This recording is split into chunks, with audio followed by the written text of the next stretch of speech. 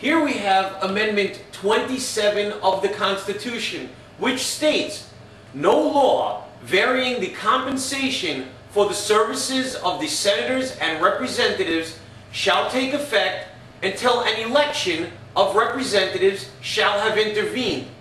Now let me ask, what sane mind can imagine that this statement should be included in the same document which begins with these words: "We, the people of the United States, in order to form a more perfect union, establish justice, ensure domestic tranquility, provide for the common defense, promote the general welfare, and secure the blessings of liberty to ourselves and our posterity, do ordain and establish this Constitution for the United States of America." Are you kidding me? In the words of Thomas Jefferson, I quote, "I have sworn upon the altar of God eternal hostility against every form of tyranny over the mind of man." End quote. Remember, the Declaration of Independence and the Constitution were written as proclamations of the Fellowship of Freedom. The Fellowship of Freedom is not merely a slogan if understood and honored. It is an ongoing commitment to the regular usage of the tools needed to maintain our individual rights. Yes, the individual is dependent on the fellowship for their freedom, and the fellowship is dependent on the individual for its existence. There is no choice. We either stand together or fall divided, literally. Thankfully, the founders of this country constructed our Constitution soundly enough to have withstood over 200 years of often veiled, though occasionally outright, attempts to undermine the citizens of this country. Make no mistake about it, that is what makes this country great. Its ability to withstand monumental pressures from both outside and within is purely related to its citizens' belief in those concepts written in our Constitution and our Declaration of Independence. The framers knew enough to identify the incompleteness of the definition of a citizen as, quote, "someone who owes their allegiance to a government and is entitled to its protection," end quote. That definition comes straight from a dictionary. The founders completed that definition in the documents that are the foundation of our government. Documents whose conceptual framework they fought to the grave to uphold. That proclaim the God-given right of man to live a life of liberty in the pursuit of happiness to be a concept fundamental to the ongoing functioning of just, legitimate government.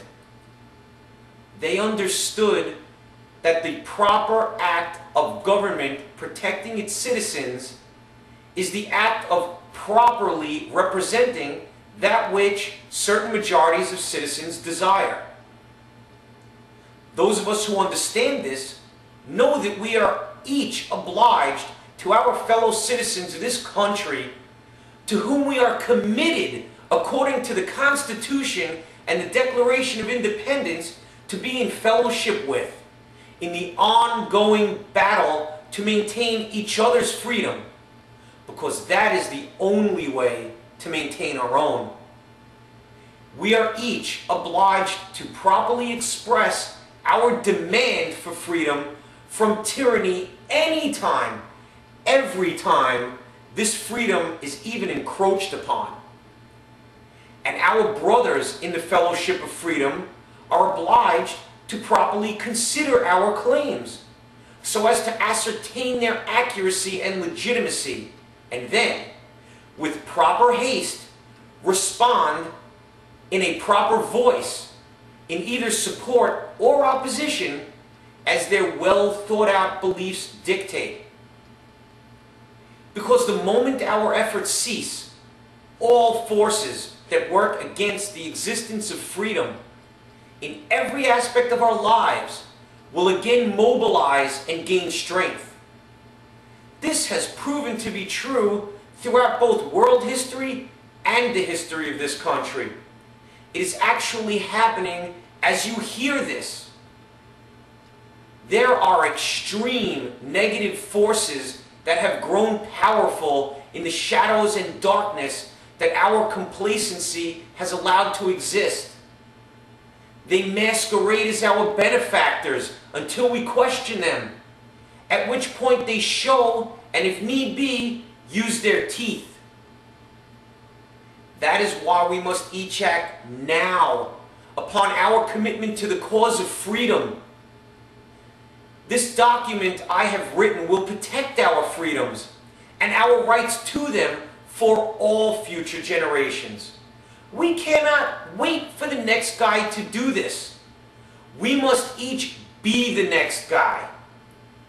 Every single day of our lives must be a commitment to this act. And the more often we properly act, the easier the task will become, until we are again the well-oiled machine that we've always become any time we were threatened by an outside force. And make no mistake about it, though they may be mandated by our own government, all unjust acts of legislation are an outside force, one that we need to confront and eradicate today. Because freedom is our rightful domain. And any act that works to undermine freedom can be none other than an outside force. The difference this time will be that once we are all properly working together again, we will never allow misleading voices to con us into complacency and its advanced manifestation known as disillusionment. This document I have written, when fully embraced and acted upon, will ensure that. Yes, it takes courage to fully consider and act upon what I have proposed, but nowhere near that of the level of those who made our Declaration of Independence and our Constitution a reality. The courage we all need is simply the courage to properly defend and maintain that which our forefathers literally fought in the streets to establish. And the time to act is now. Yours in truth and freedom, your fellow proud patriot, Raphael Seidelman.